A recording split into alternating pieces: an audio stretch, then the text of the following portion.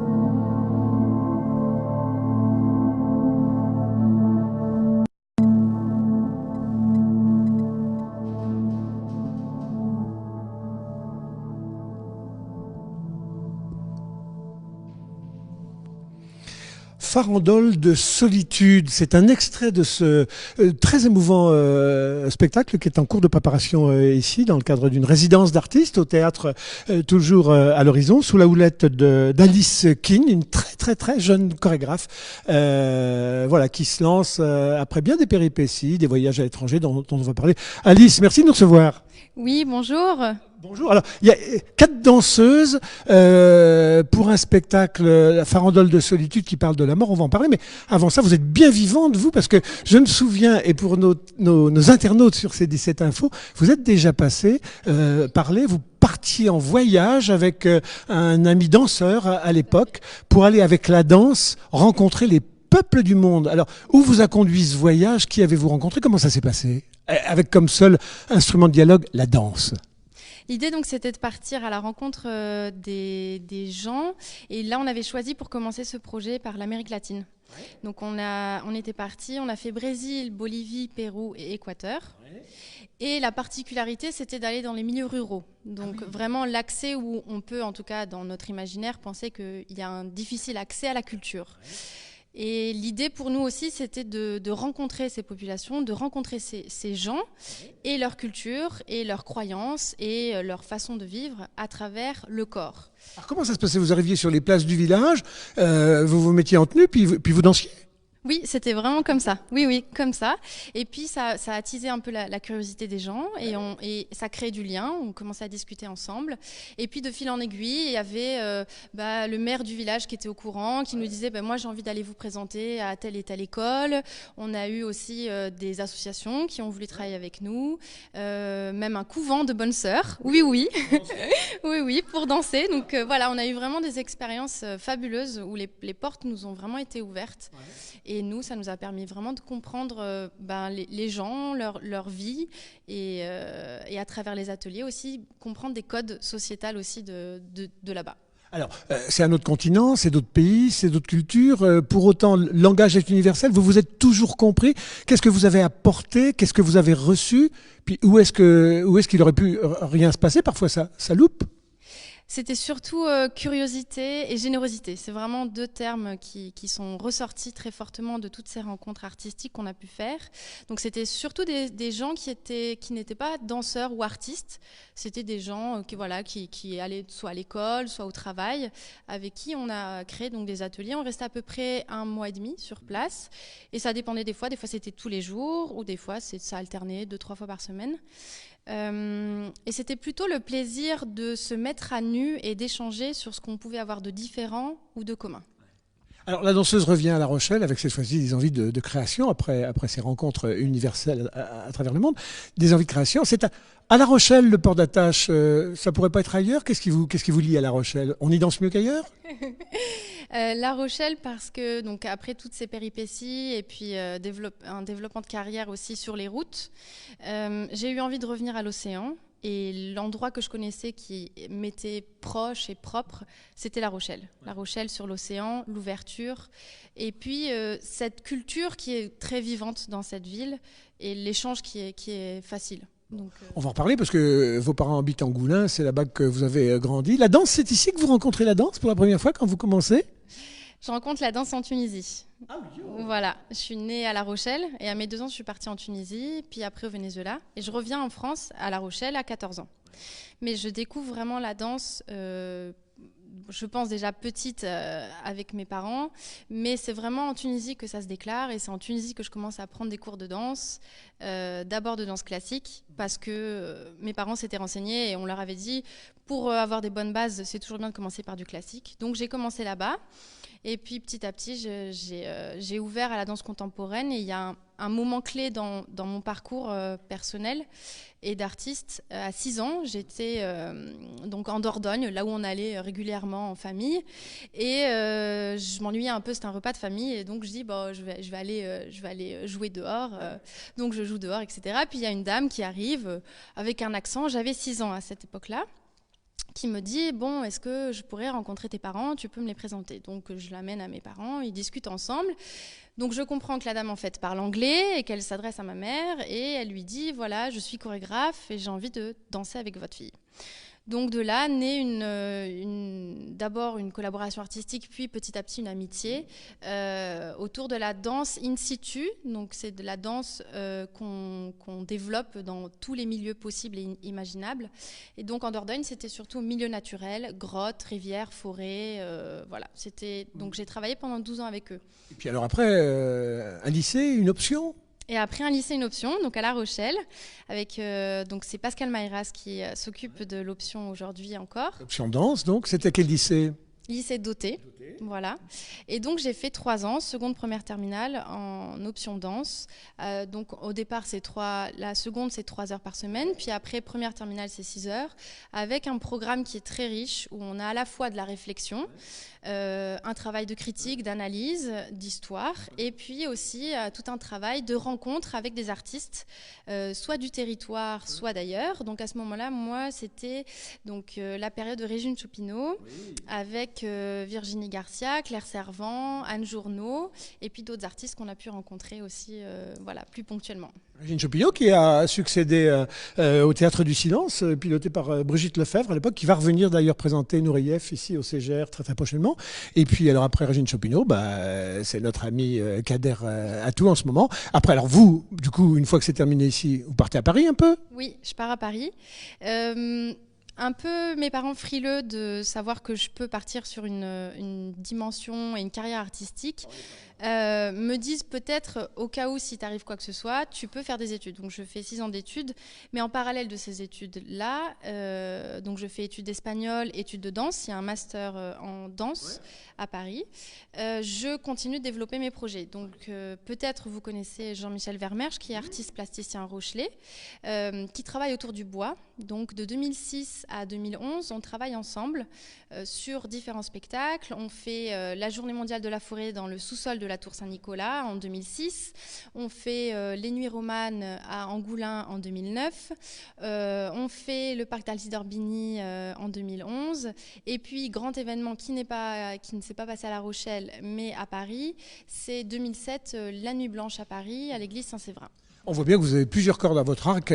Si jeune, avoir démarré sur autant de latitude, du coup, ça donne de la matière pour être une chorégraphe prolifique. Alors dites-moi, le premier sujet que vous avez choisi, c'est donc l'objet du spectacle là, qui est en résidence. C'est-à-dire que pour le moment, vous travaillez. Demain, il y aura ce qu'on appelle une sortie de résidence. C'est-à-dire que vous sortez les premiers éléments de cette future chorégraphie en public pour vérifier, tester.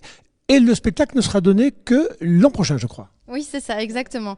Donc c'est tout à fait ça. Et la première est prévue pour le 27 mars 2020. Bon, donc on a le temps, on a un an, nous, pour se forger les ménages, pendant que vous forgez un petit peu les muscles. Alors dites-moi, le sujet, on le disait, alors ça parle de solitude, mais c'est la mort. Luc Bourriane, pardon, dans Sud-Ouest, le journal qu'on regarde, disait hier, vous traitez la mort. Vous êtes jeune pour traiter la mort, c'est pas très gai, ça, la mort, c'est des trucs qu'on traite plutôt quand on arrive au bout. Peut-être. En tout cas, je trouve que justement, en tant que jeune et jeune artiste, il y a un tabou dans notre société, le tabou de parler de la mort, de pouvoir en parler librement, ouvertement, sans que ce soit quelque chose qu'on cache, qu'on évite, et qui puisse justement, qu'on puisse réintégrer cette question de la mort dans notre vie, sans que ce soit quelque chose d'effrayant ou de dramatique ou de tragique. Bien sûr, il y a ces dimensions-là, de souffrance, d'injustice, tout ça, mais que justement, si on en parle un peu plus, si on peut échanger entre générations aussi, de parler de ces questions-là, peut-être que ce serait quelque chose qu'on accepterait et qu'on pourrait apprivoiser vraiment dans notre quotidien. Alors Alice, nos amis internautes ont bien vu sur les images de Jean-Michel qu'à l'écran, il y a 4 femmes, il n'y a pas d'hommes. Pourquoi? Parce que la question concerne plus les femmes que les hommes? Non, alors c'est tout simplement parce que c'est le début d'un cycle de travail. Donc j'ai commencé tout simplement à travailler avec des femmes parce que c'est des personnes que je connais, ce sont des amis. Et pour un premier travail où je suis uniquement chorégraphe, je ne danse pas dans la pièce, j'avais besoin aussi de sentir que des personnes qui pouvaient me connaître professionnellement et en amitié, pouvaient me faire confiance et partir avec moi dans l'aventure de cette première pièce. Voilà. Quand on entend des artistes comme vous parler, on imagine mal comment ils auraient pu faire autre chose, tellement ils sont dans la passion de ce qu'ils partagent avec nous. Bon, je vais vous poser la question, vous auriez pu faire autre chose que danseuse? Est-ce qu'il y a un métier qui vous aurait tenté avec le recul maintenant? J'aurais pu faire plein d'autres métiers et peut-être la vie m'amènera à en faire plein d'autres. J'adore pouvoir aussi changer d'univers, de milieu, rencontrer des gens différents. Je pense que j'aurais pu faire le métier d'aventurière, voilà, de reporter aussi. Peut-être que vous aurez de mes nouvelles, je ne sais pas, dans plusieurs années où je ferai un autre métier et je viendrai vous en parler avec joie. L'entourage familial, sa qualité, c'est déterminant sur ce qu'on devient. Vous avez grandi dans une ambiance familiale à Angoulins où on parle d'art, on parle d'éducation, on parle de culture, on parle d'amour. Vous avez un sens de la fratrie. Les uns sont à Paris, les autres sont aux Amériques, mais tout le monde est toujours très liant. Fondamental, déterminant pour vous? Oui. Oui, je pense que dans mon travail, ça se ressent beaucoup, cette question du lien notamment. C'est pas la première pièce que je crée. J'ai déjà créé d'autres pièces en amont, dans un duo. Et il y avait une pièce qui s'appelait Lenso, Entre la sœur de monde, sur lequel j'étais co-chorégraphe et qui parlait déjà de cette question du lien, de cette question du contact, du toucher qui est essentiel justement et qui je trouve est assez absente dans notre société d'aujourd'hui. Le toucher qui n'est pas juste un toucher dans l'univers privé, mais un toucher parce que on est heureux de pouvoir être ensemble. C'est quelque chose qui personnellement me manque un peu aujourd'hui dans notre société. L'amour est une base fondamentale, l'amour des parents, l'amour de soi, l'amour des frères et sœurs, l'amour dans le couple, l'amour de l'amitié, l'amour de son travail, l'amour de la création, l'amour de l'échange. Enfin, c'est un mot qui ouvre énormément de dimensions qui sont fondamentales pour se sentir bien, pour être bien et pour réaliser des choses. Pour avoir de l'énergie, on dit souvent qu'il faut avoir des modèles. On a des modèles, on a des gens, ils brillent devant, ils nous éclairent la route. Vous avez des modèles, des gens qui sont pour vous des vraies grandes références? Je pourrais en avoir beaucoup. C'est toujours une question qui me met un peu... sur cette pièce, j'ai travaillé sur les textes de Pascal Quignard, qui a un univers très sombre, qui a un univers très particulier, mais qui, je trouve, vient poser des réflexions et des images qui, pour moi, sont très porteuses et sont nécessaires. Il y a la chorégraphe Sacha Valls, qui fait un travail que j'apprécie beaucoup, que j'aime beaucoup. Il y a un cinéaste, Tony Gatliff, qui parle justement très fort de cette question d'amour, de cette question de fratrie, de cette question de confiance, de cette question de folie, de vie aussi, de folie positive, de folie d'élan, de folie voilà, d'aller sur les routes, d'aller vers l'inconnu. Parce que c'est ça aussi, de partir sur une aventure chorégraphique et artistique, c'est ça. Donc là, vous voyez les 4 danseuses, mais il y a tout le reste de l'équipe qui est là avec moi. Donc il y a Émilie, la dramaturge, qui est là. Voilà. Voilà, c'est très bien. Donc Émilie Léveillé. Ensuite, il y a Jérôme Bertin qui est juste ici, qui est donc le créateur lumière. Et on a ici Antoine Colonna d'Istria, qui est un des membres du groupe Grand Soir qui fait la composition musicale. D'accord. Voilà. On va redonner le nom des danseuses. Allez-y. Alors, je passe. Allez-y. Charlotte Leroy. Oui. Vous êtes et à chaque fois, d'où vous êtes? J'habite à Caen, mais je viens du Poitou-Charentes. D'accord. Nouvelle-Aquitaine. Si, non, au contraire, non, vous voyez, c'est des marqueurs, des vrais marqueurs. Et danseuse contemporaine? Oui, de la danse contemporaine. D'accord. Léa Bonneau. Moi, je travaille à Poitiers. Je développe mon travail à Poitiers. Haute-Westphal. Donc, j'habite à Poitiers, mais je suis parisienne et danseuse contemporaine. Salomé Jeunesse. Je viens des Pays de la Loire et je développe mon travail à Bruxelles. Toute copine est par Internet en liaison et dès qu'il y a une qui a besoin, elle fait appel aux autres et ça marche comme ça. Plus ou moins. Ça dépend des projets. Ça dépend des projets. Ouais. Parce qu'on avait l'habitude jusqu'à présent d'avoir des compagnies installées, l'establishment, et puis voilà. Puis en dehors de la compagnie, on cherche du boulot. Non, aujourd'hui, il y a dans la jeunesse, et en particulier des artistes et des danseuses, des tas de réseaux comme ça. Je travaille avec l'un, je retrouve l'autre, on se croise. Et puis dans le domaine de la danse de rue, alors ça a sa place à part entière dans le monde de la danse. Hein. Et justement, c'est bien que tu me poses cette question. C'est que là, donc vous êtes sur la partie plateau, donc scénique, avec tout un travail de lumière, vraiment spectacle. L'idée, c'est que moi, j'ai envie d'en faire une version rue, où il y aura beaucoup plus d'interaction avec le public, beaucoup plus d'effets peut-être bizarroïdes, en tout cas moins frontal. Dans l'idée aussi, ça dépend aussi des théâtres, cette pièce peut être présentée aussi en quadrifrontal. Donc là, aujourd'hui et demain, on va la présenter de façon... en tout cas, la sortie de résidence sera de manière frontale. Voilà. Mais dans l'idée, on peut aussi ouvrir justement à quatre côtés et aussi en extérieur. Voilà, parfait. Donc, première épreuve du feu demain, sortie de résidence. C'est comme si on levait le voile, oh là là, sur la maquette, en public, réaction du public. Et puis, donc, vous allez nous redonner la date de ce spectacle et l'endroit où on pourra le voir dans un an. Donc la première est prévue le 27 mars 2020, ici au Théâtre L'Horizon. Voilà, Théâtre Toujours l'Horizon, en direct sur C17 Info, depuis La Rochelle, une ville où il se passe toujours quelque chose. Ça fourmille d'idées, un monde qui dit qu'il a plus d'idées, quand il passe par La Rochelle, ce monde-là, il dit quand même, non, il reste un petit vivier, il y a des braises là dans le foyer, le feu pourrait reprendre à partir d'ici. Voilà, merci à vous toutes, tous.